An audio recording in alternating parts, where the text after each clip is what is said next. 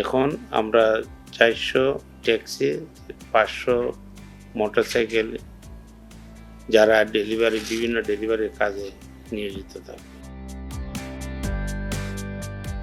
প্রতি বছর বাংলাদেশ থেকে ২,০০০ ট্যাক্সি ও মোটরসাইকেল চালক নেবে সংযুক্ত আরব আমিরাত। চলতি বছর বাংলাদেশ থেকে ১,৩০০ ট্যাক্সি ও মোটরসাইকেল চালক নেওয়া হবে। এর মধ্যে ১,০০০ মোটরসাইকেল এবং ৩০০ ট্যাক্সি চালক রয়েছে।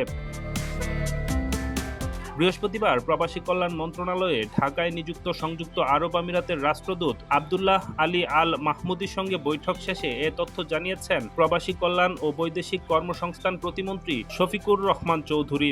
এ সময় তিনি বলেন, সংযুক্ত আরব আমিরাতের একটি সরকারি মালিকানাধীন সংস্থা বাংলাদেশ থেকে প্রতি বছর ২,০০০ মোটরসাইকেল ও ট্যাক্সি চালক নেবে।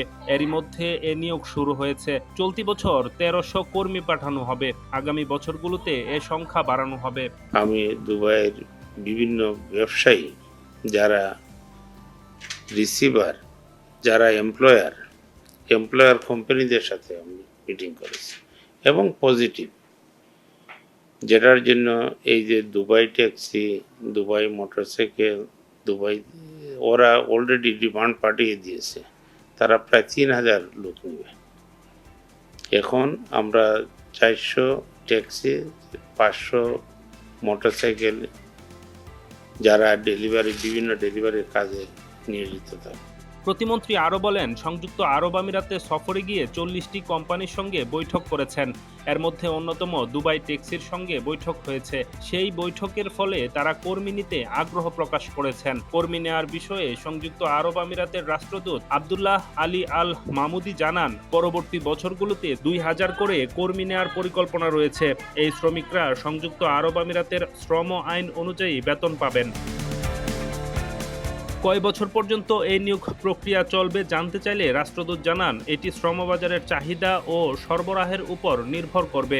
বৈঠকে আরও উপস্থিত ছিলেন দুবাই ট্যাক্সি কর্পোরেশনের পরিচালক নাসের মোহাম্মদ আলহাজ মুদাফফা, প্রিভিলেজ লেভার রিক্রুটমেন্টের পরিচালক খালিদ আল মুহাম্মদ বিন সালমি আল সোয়াদি, পরিচালক দুবাই ট্যাক্সি কর্পোরেশনের রিক্রুটিং ম্যানেজার সাইদ আমিন আব্দুর রহমান সহ আরও অনেকে। 25 তারিখ আমাদের প্রোগ্রাম ছিল রেমিটেন্স অ্যাওয়ার্ড। সেখানে আমরা শুধু সিআইপিদেরকে দেই নাই, সেখানে রেমিটেন্স অ্যাওয়ার্ড দিয়েছি যারা বাংলাদেশে বৈধ পথে টাকা পাঠাইতেছে, তাদেরকে আমরা রেমিটেন্স অ্যাওয়ার্ড দিয়েছি। এবং এখানে সব সেক্টর পেয়েছে।